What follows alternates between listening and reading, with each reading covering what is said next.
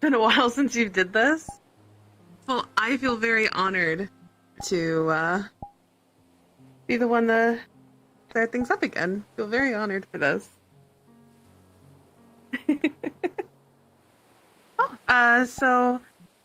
So hi, I'm the Art of Ash. I am a VTuber I consider myself a Steamtuber because I love steampunk. I do art, play video games, talk way too much about tabletop RPG, and now VRP. That's all I really have to say for myself. I don't really introduce myself often.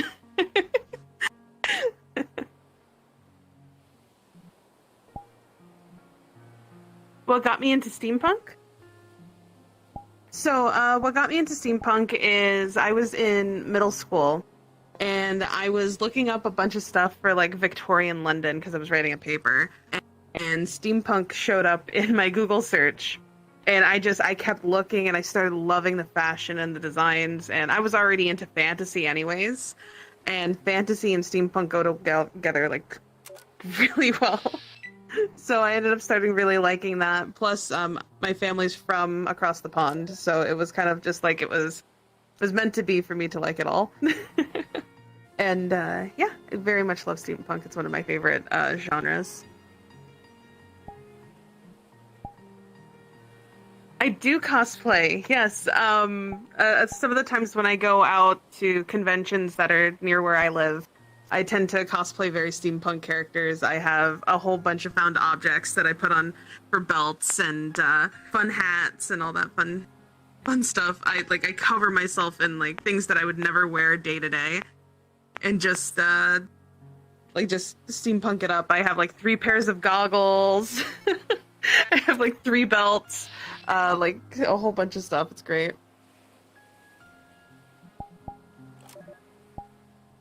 Yep. Brass goggles. And speaking of that as well, one of my favorite songs from Steam Powered Giraffe, because of course it's a steampunk band as well. I love listening to steampunk music, which is just like its own genre in itself as well, which is really nice. A lot of folk and punk mixing together too, which is really great.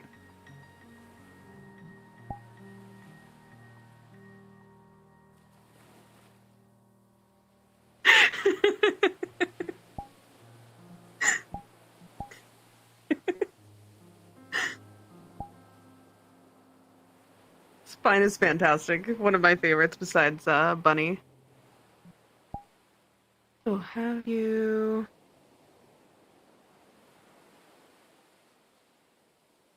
Just that top one there. I can read everything else from that. So have you... Steampunk Adventures. I am so bad at reading. Oh, so have I had any steampunk adventures? Okay. I thought that's what it was saying, but I wanted to double check. Thank you for that. Well, I have written some for D&D and stuff like that, and have written backstories for characters. I had a steampunk style detective D&D game where my players were all detectives in a case, and they basically were solving the Jack the Ripper cases, actually.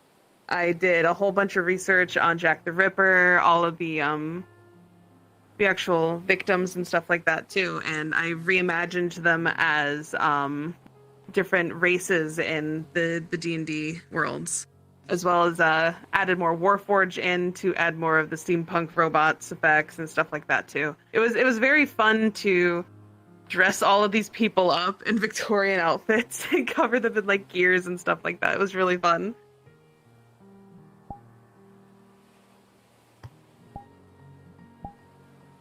So how long have I done RP? So when it comes to RP, I kind of started off with like the text-based stuff, like a lot of people do, which is like you would go online and you would create a character and you and a group of people would just like write out stories. So it started off as that. And around that time, I wasn't able to really leave the house. So it was mostly like PC, sending messages out and stuff like that. And I never really got to do Dungeons and Dragons until I actually met my boyfriend about like 8 years ago. And from there, he introduced me to like the books and like all the cool rule sets and stuff. And that's when I started DMing for a group of my friends, and it kind of went from there. And now it's been like 8 years since I started like fully into the D&D community. Just D&D? No, I also do Pathfinder. I like to write stories with friends still as well. So there's still the that stuff. And then now, of course, with Aether and being a training NPC for Fractured Thrones, which is really, really exciting. And I've been like fangirling over it since I was able to join. I've had so much fun being able to actually embody these characters because I have never done a VRP before, Aether and them. And I will absolutely say this right now, Aether is such a fantastic introduction. It has been so welcoming. Everyone's so nice. The stories are fantastic, that what people have been saying. It's just, I will absolutely just gush over it. And like so many of my personal friends as well have like started joining because they saw how much fun I was having. So I thank you and Sheeny for the fantasticness.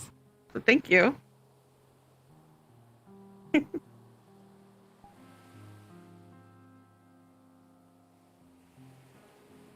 Oh. Hold on. I'm also slightly dyslexic a little bit, so like reading this, I'm so sorry. Let's see.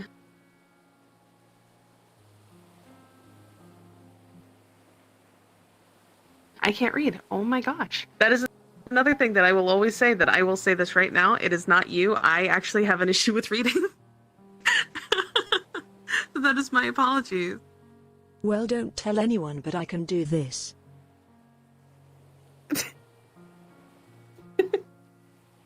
Oh, your secret's safe with me.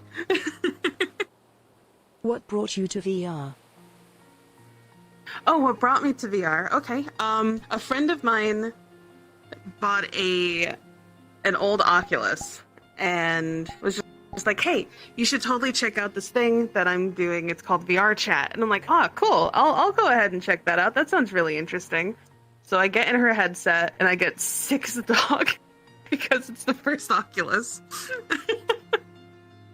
And I'm like, oh my gosh. And she threw me right into a roller coaster in VR Chat too. I was just like, who does that?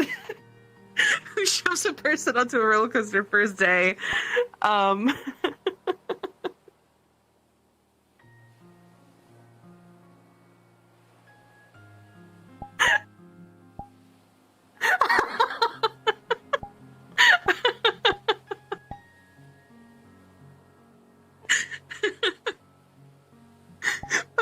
But yeah, I got sick as a dog. But like, I got addicted afterwards. So every time that she had a chance, she said, hey, I'm about to do something. Do you want to hop into my Oculus and just play around and do whatever you want while I go and do this stuff? And whenever I hung out with her, that's what we did. And then I decided, you know what? I want one. So I had just gotten my last payout from a job. And I was just like, screw it. I'm buying myself a Rift S. I'm going to be in VR. And that's what I'm going to do. And from there, that's actually when I started streaming properly.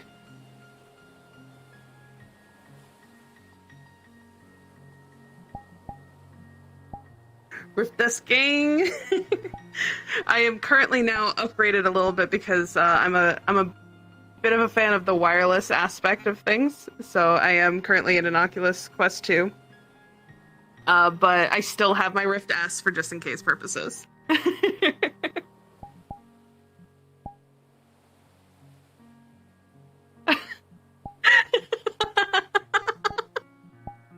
Understandable, because you never know, something can definitely happen with these ones. I have noticed that a lot of people who didn't get like the first batch of them have been having issues with like tech stuff, and it's really, I got really lucky. The Best Buy that I bought mine from had this from the original shipment still when the Quest 2s came out, so I got really lucky and still got like the first like sent out ones at least.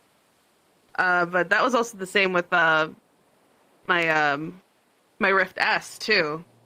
When I bought that one, it was the exact same. I got that from the first shipment for that one too, and it was pretty great though. It's still a fantastic headset, and will definitely keep living up to its name until something better comes out. I will say that.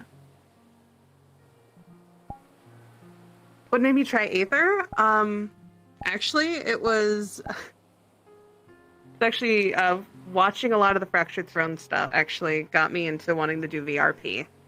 And I will absolutely thank Mr. Brunswick and Lyra for that, because Mother Lyra, I watched them for so long. And so I was with them. I was talking, and on Twitter, I saw like bits and pieces of updating stuff from Sheeny, actually. And I kind of started following along and trying to see where that was going. And then one day I popped into Lyra's voice chat, and she was like, hey, you guys want to see this world that I'm doing? Like, oh yeah, I want to go in. So sure enough, I went in, and that was the first time he was showing anybody Aether. Was that, and then watching Lyra's first day in there made me go like, okay, yeah, no, I need to commission Lyra to edit something up so I can be in there too. I need to be here. It looked so fun. It looked so cool. Thank you.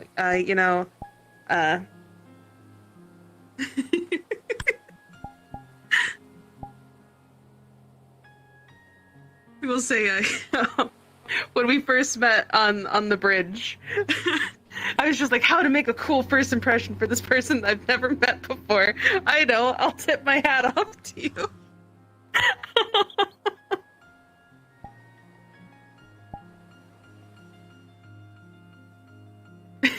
It did work, yes. I've been so happy to have made so many new friends and stuff like that because of this. Don't get me wrong, I had some fantastic friends, and they still are my good friends, but like meeting you guys, I felt like so welcomed, and it's been so nice, and I thank you guys for that too. I feel so at home with everyone, and it makes me like just happy to be here.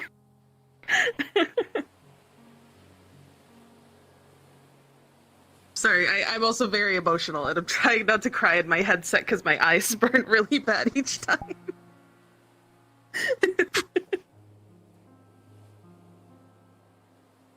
Oh, thank you.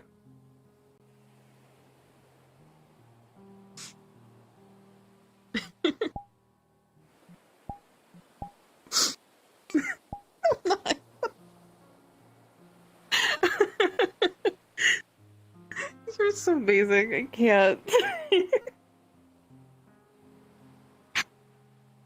Seriously, I'm not, but thank you.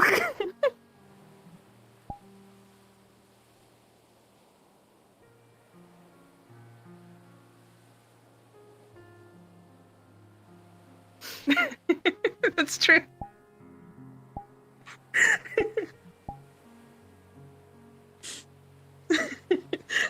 I love that ship so much. I'm like always on it. I always pop on there at least once or twice every time I'm on there, just to be like, yes, the ship. Let's make sure everything's all nice and cleaned up in here.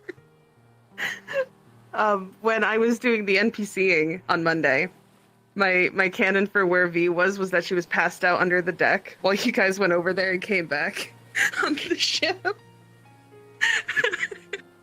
And she was just like, huh, what?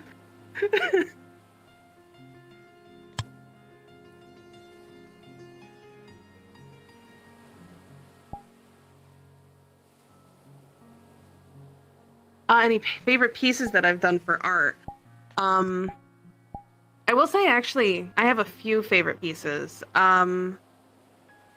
Let's see. One of them has to be one I'm actually currently working on for Lyra, actually, is a piece of Nat. I'm drawing Nat with a whole bunch of cute fishies and everything around her. But like now that Monday's happened and everything, it has more context to what's going on. So I'm adding more to it because of that. And it's one of my favorites because it's been such a long time since I've ever actually painted. and I'm actually using this as a test for my own art skills for that. So I'm really excited to see how that piece finishes up because of that. So that's one of my favorites. And I think another one of my favorite pieces will probably have to be all the sketch work that I've been doing. Actually, I count them all as one piece because of that.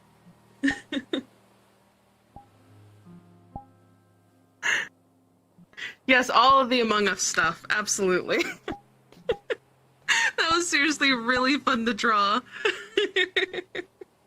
I draw them too fast, too. I don't... I used to play a lot of Among Us when it first like came out, like as like a little bit more popular. And I just drew.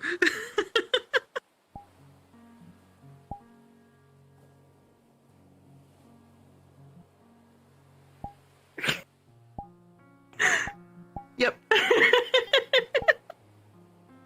I will say, I used to draw a lot faster with everything, but I've been taking my time a little bit more because I've kind of been liking the art style that I'm going with. But I used to be able to do at least maybe 5 to maybe 7 pieces per stream for art, completely colored, shaded, and highlighted. I do both. I haven't done a traditional piece in a while, but when I do, I tend to really enjoy acrylic as one of my favorite types because I really like to paint.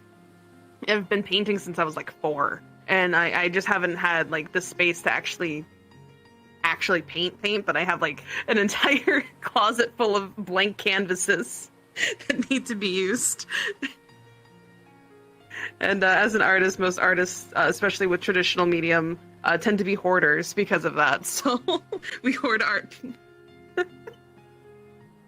lot of art supplies. But digital is my favorite, though. Mostly because there's so much that I can do with digital that I haven't learned to do with traditional as well. Because a lot of people can do both, and it look the same. But like, my art style is different when I do traditional as well. It's a completely different art style, and I don't know why.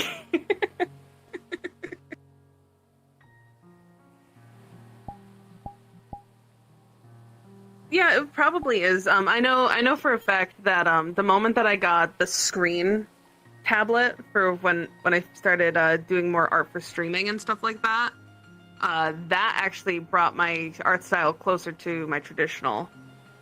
Now I like my digital style a lot better than my traditional stuff. So I will say that I draw realism a little bit better in the traditional than on digital. So.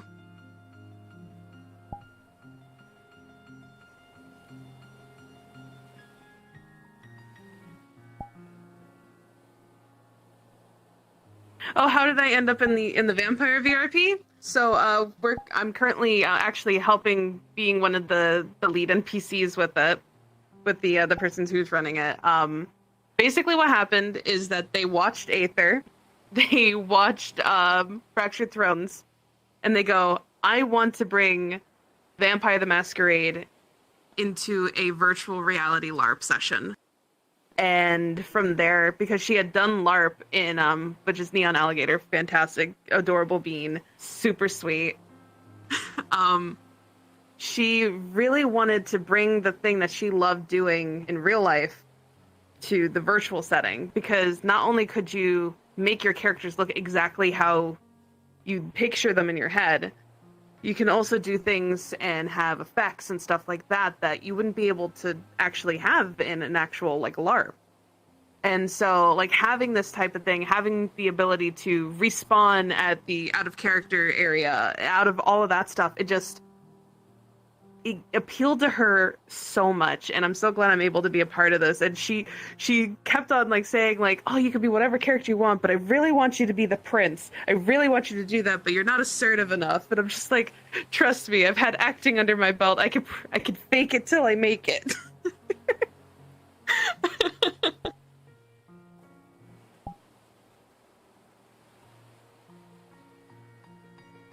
Yeah, I had a little bit of acting under my belt from the ages of like like 5 to maybe 14, I did local theater and a theater that was for the entire, like their school was for the entire state of Connecticut at the time. So I would do performances and stuff like that as like different characters. We've done like Treasure Island, Cinderella. I always end up being like a villain in all of them. Which is, there's no issues with villains because that's the reason why they're my favorites. They're actually quite complex, you know, and that's why I love villains like that. A lot of them were musicals, so I have a lot of music under my belt as well. So that's pretty fun too.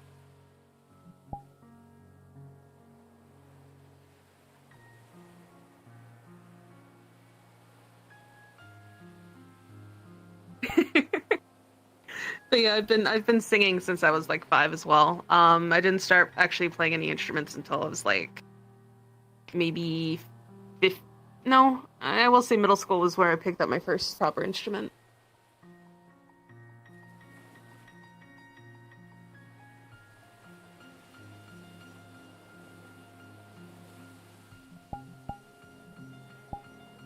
So I could tell you to make it a little easier. I know how to, like, I'm not a master of any of them. I will always say that. But I play a few instruments. My house is basically like a little, if I wanted to, I could basically have my own, what's it called? It's the guitar store. I can have that basically at my house because I have a tenor saxophone, I have a dulcimer, 2 acoustic guitars, 2 electric guitars, a bass, 3 ukuleles, 5 ocarinas, a concertina, a mandolin, 2 lap harps, and a tenor saxophone and a keyboard. And I can at least play 2 or 3 things off of them. Oh, and I play the drums, but I can't have them here.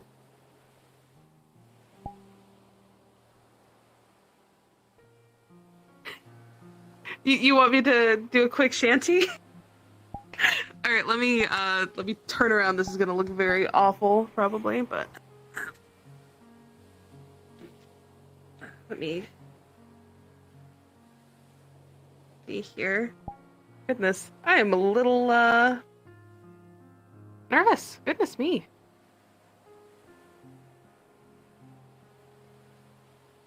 Let's see. Let's see. There are a few that I'm thinking of.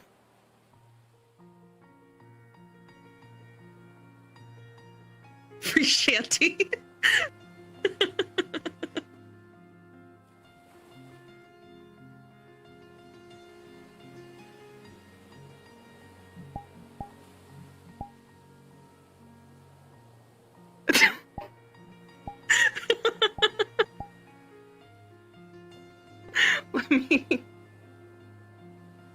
Let me go ahead and I'll do a song here. You're gonna see my hands have to be taken off though, sadly, so they're going down for now. Sorry, hands. Where we're going, we don't need hands.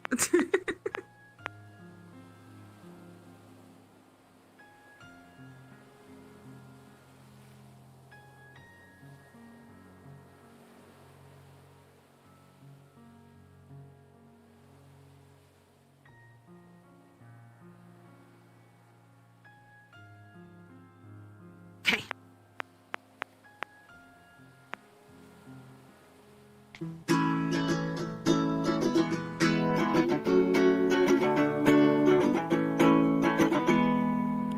Let us pause in life's pleasures and count its many tears while we all sup sorrow with the poor. There's a song that will linger forever in our ears. Oh, hard times come again no more. 'Tis the song, the sigh of the weary. Hard times come again no more. Many many days you have lingered around my cabin door. Oh, hard times come again no more.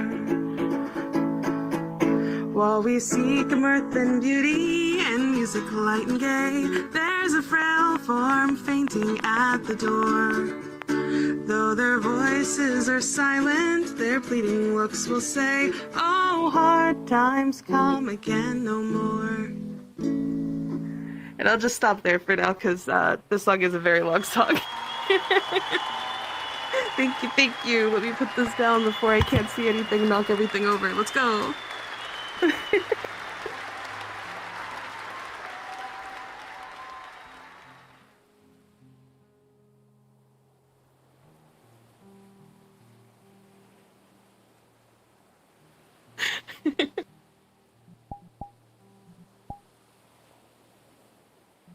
Oh, I feel very lucky to be here.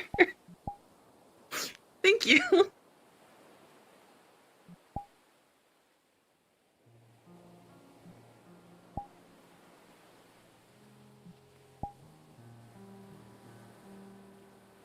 So what's next for me? Any plans? Well, I'm hoping to commission Lyra for a proper VTubing and VR chat model for myself, for the design that I have for my character. This character here is just for Aether. I feel a little bit more comfortable being in this one, which is why I bid it. It was between this one or being the NPC that you had met on Monday. Cute little Tenora, which I love her so much. But yeah, it's mostly getting that done and trying my best to stream as often as possible. So yeah, that's basically my plans for the future, and to hopefully just keep going and being with you guys in Aether and Fractured Thrones and the Vampire the Masquerade game. I'm excited to just keep that up too.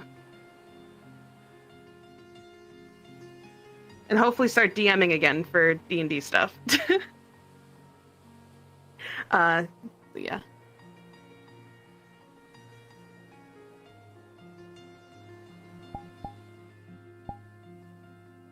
Yeah, I DM. I've written a few worlds personally that I was able to have players interact with. I'm currently having a world called Tales of Dratone, which is a cool world that I created. Basically, just like magic kind of overflowed from the Fae, and now time is just really wibbly wobbly.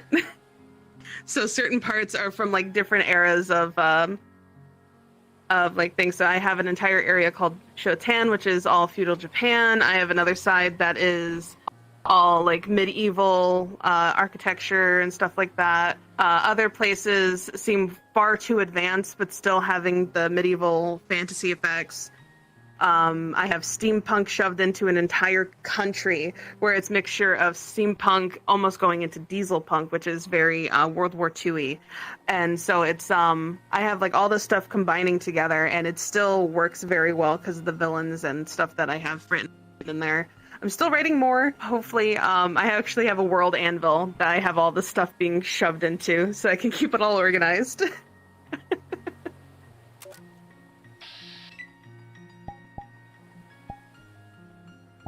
Thank you. I'm also writing a world anvil of lore for my model as well, because I would like to hopefully use that for a D&D setting as well, for like one-shots and stuff like that. So that's pretty exciting also. Writing the magic system for that has been very interesting.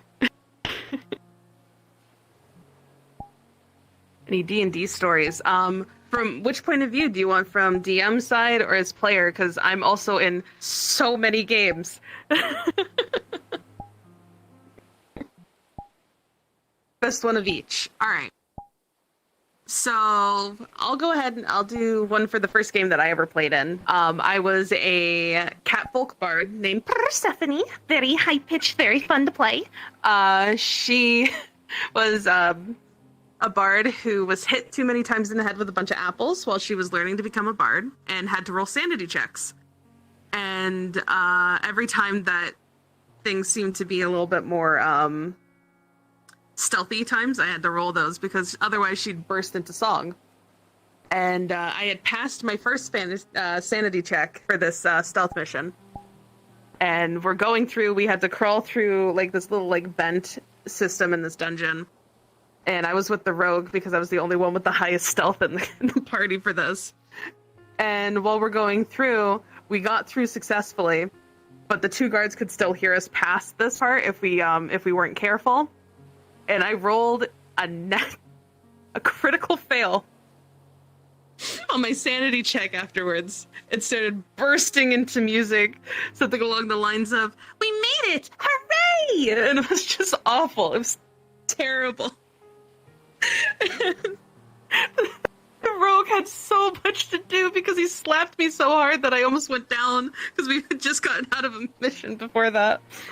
So that's one of my favorites from the first one. My boyfriend actually DM'd that one. That was pretty fun. Let's see. Another one would have to be, well, I'm playing in a game called Sea of Kings, which is on my buddy's channel, the Radioactive Tavern. He's a cool dude. He's good bean.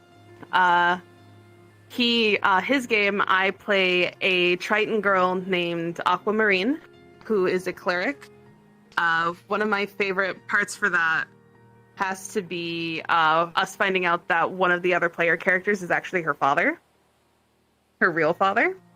And it's been a very interesting run because she has very mixed feelings about the whole thing.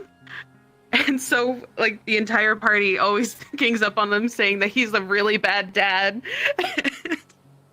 It's actually a really cute scenario, though, because he's always there for her and watching out for her.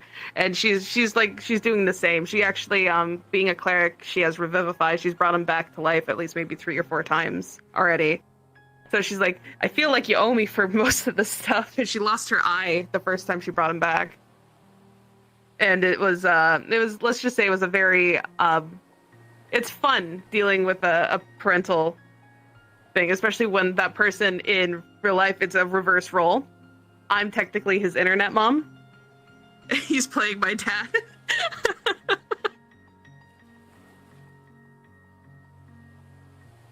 So that's one of my other favorites. Oh, and I also play a half orc, half elf character named Harmonia in a game for Tales of Dorota, which is on another person's stream of Silver Kestrel Studios. I'm part of so many D&D things because it runs through my veins. I love stories. She is one of my favorites, so.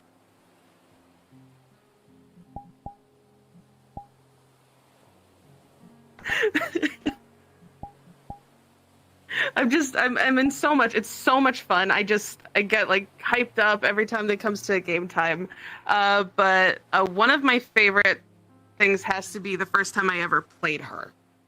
And basically we were in this dungeon where we had to try to open these doors and try to find this person that's in this weird, wacky, like almost Alice in Wonderland-esque maze of some sort. And we're going through, and every time we fail on opening the door, and by fail it means like our constitution checks and whatnot, a spell would happen, and he would roll on this table. And one of the things was, she originally sounded like this, where it's a little deeper, a little kind of slurry with her voice. She ended up going from that accent all the way to, something like this, where she kept on talking about this place that she's not even part of, and she just kept talking and talking. And I loved it because it's just like I went from one voice all the way to a completely different accent, like on the top of like a split second. It was such a very fun time. And then, of course, the goblin games that I'm also a part of as well, where I play this little goblin named Snooty. And she sound like this, and she want to be celebrity, and she want to marry Chief. Goblin RP, best RP. Let's go. It is a fantastic one. Actually, Alice is in that with me as well. Silver also runs that one as DM for that, and it's really fun. We literally just, I feel sometimes we feel really bad for Silver because it's like he's taking care of 4 children.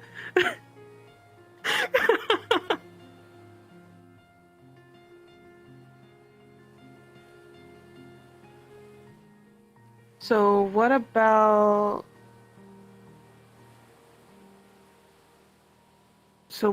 wait, oh, the stuff that I run. Okay.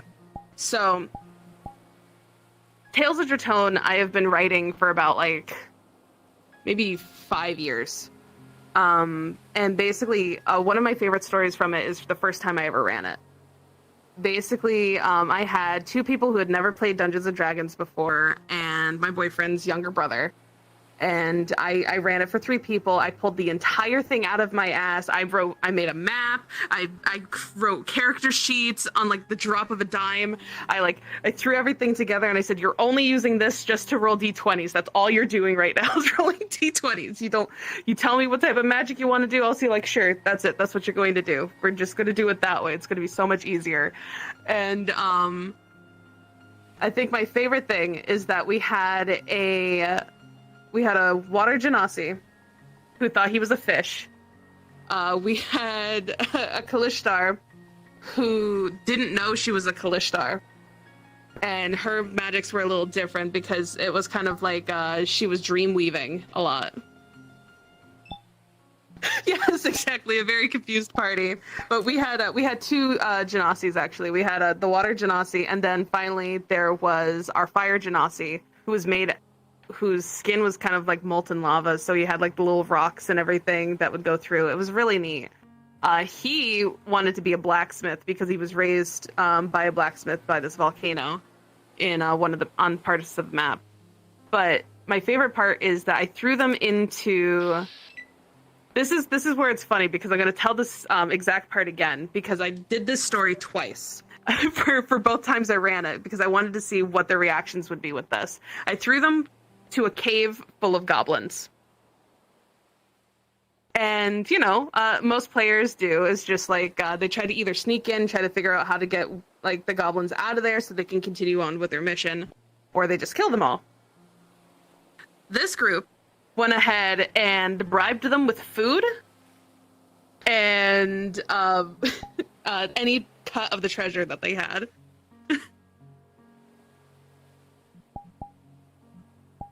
Yes, very smart. So the first run of this was food. They actually they rolled actually pretty high on charisma and stuff like that to completely convince them. It was great. And they're going through and they're finding like all these bird people, all these Eric Cochrans put up in these cages, and they bring them down. They set them all free, and they notice the one that they were actually there for isn't with them. And they're like, "Huh, where is it?" So they're looking around, and they find this passageway, and this is where I introduce my big bads off the bat, first game. And so they're having a council meeting, and you see this big, tall Eric Cochran, almost like a bald eagle-esque, very slim. He comes in and he sits down at this chair. Everyone sits down, and he does this big old meeting, and he pulls out this cage. And in it is this tiny little baby owl, Eric Cochran. And, you see him do this weird magic on it, and then they bust in and they start fighting up the bad guys. Half the table evacuates. The big main bad guy is still there, watching the whole fight. And I think my favorite part is that they convinced one of the big bads to join them by going into his dream and making him sleep and convincing him that they were friends. Exactly. For somebody who had never played D&D, and especially playing a character that actually is quite complex with the magic system like that, the fact that they were able to pull that off, I was really proud of them for that. But they were able to get one of my baddies, which was like one of the lower ones in the pool, to join their team as an NPC that would trail with them, and I would use as scapegoats if something would go wrong, or they were going somewhere that was the wrong place.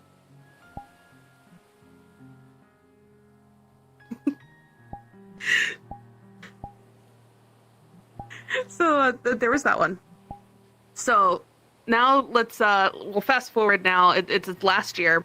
I bring back Tales of Dratone again. I'm like, you know what? Yeah, I'm gonna go ahead. I'm gonna DM again. I'm gonna bring this world back. I already have the map. I already have the lore. Like I started writing up lore immediately, and I go, all right. I'm gonna, instead of having 3 players, I'm gonna have all the people from the game that my buddy Wander runs, and they're gonna be my players. So we created. This was before fairies got added to 5e, so we created like a whole lore system for brownies and a whole lore system for Onis, and added them to the lore of the world and everything like that. And we had a good time with that. It was a lot of really cool, interesting character creations for that. I was really, really proud of them all. And which includes one of my friends bringing back a character from one of the other games that I had ran. They're a goblin, which I loved very much. They kind of sound similar to Snooty, actually, with that. So, you know. Yeah, exactly. So many goblins. Isn't that great? I'm a big fan. But anyways, I redid their first meeting, in a sense, and basically stated that instead of it just, they went to a tavern, they're told to go find somebody, find the bad guy, boom. I set it up a little different. Each one of these people are from different parts of the country, and they all, well, not the country, the continent. And they're all coming to the singular place because they each received a letter from their guildmaster. And the guildmaster's saying, like, hey, we're basically doing this as auditions to become one of the higher-ups in this guild. If you don't want to join, you don't have to, but you can become temporary agents and you'll get money, all this stuff. And like all these people are just like, oh yeah, that sounds cool. I want to do that.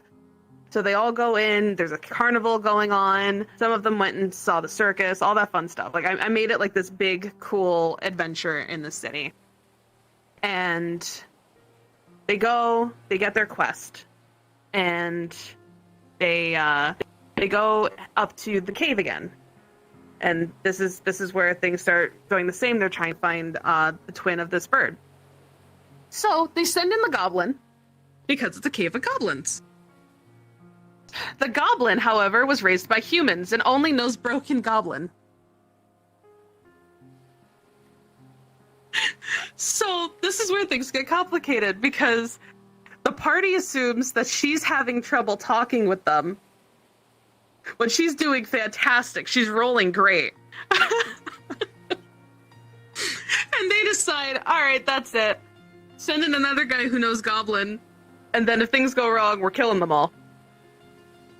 Now it becomes that TikTok where it's like, no, I'm just a level 1 goblin. I don't drop any loot. It becomes that. Because after that, shit hits the fan and all of the goblins are like basically slaughtered. And then this dude comes walking in from this other cave and he goes, what happened? My friends! And he rushes over and he goes, Tim!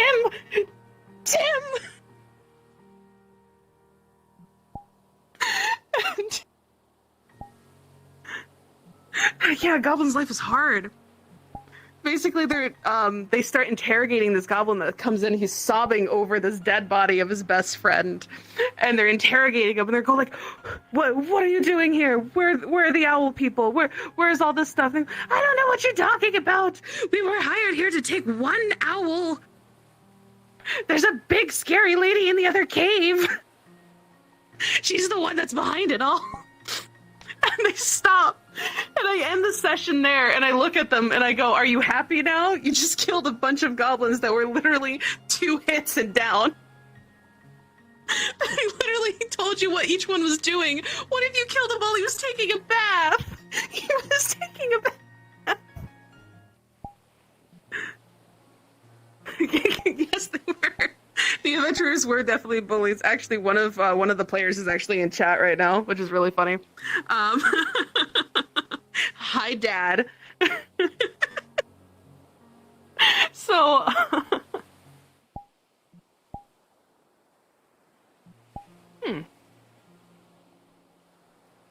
I am going to actually, I would like to promote Silvercaster Studios. I actually work with him as the portrait artist. I do all the player character portraits. I recommend definitely going there and watching his games every Saturday. I'm actually Wednesdays and starting in July as well. but every Saturday he has a game for Tales of Dorota, Silver Kestrel Studios. He is a fantastic DM. His stories are so lovely, and there's always new players there. He has roughly about maybe 65 players that he rotates out through the world, and the world continues going even when he's not playing, which is really great. Definitely really cool, yeah. And yeah, he makes announcements on whose channels he's going to be on for DMing and stuff like that. So I wanted to definitely give him a nice shout out because he's a good bean. He deserves it. But I think anything to promote for me is that my commissions are open, doing a lot more art and stuff like that, trying my best to update that type of stuff. And that's about it for me, really. Well, I am doing my tip-a-thon, but to raise money for that model. But I mean, yeah.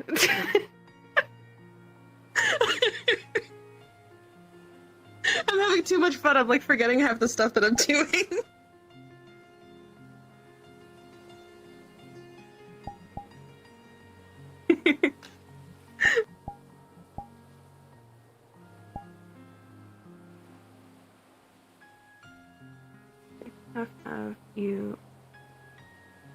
I can't read that last part. I am so sorry. You're gonna have me back? Ah!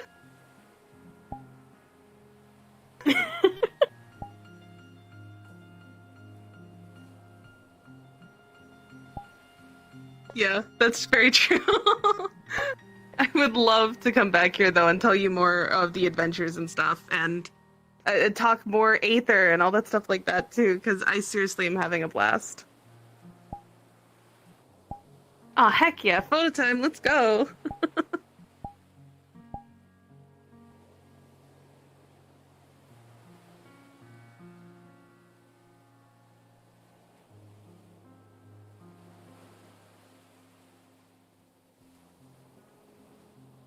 Wherever you want me, I will be there. Over here, let's go.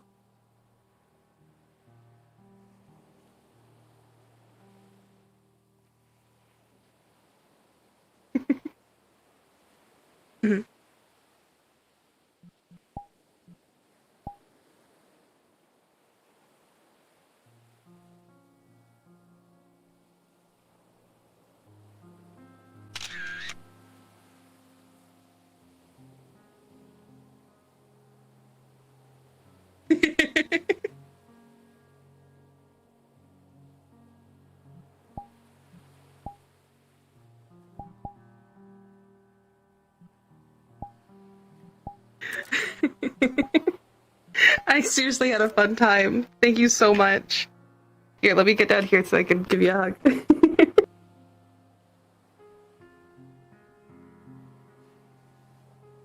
Go.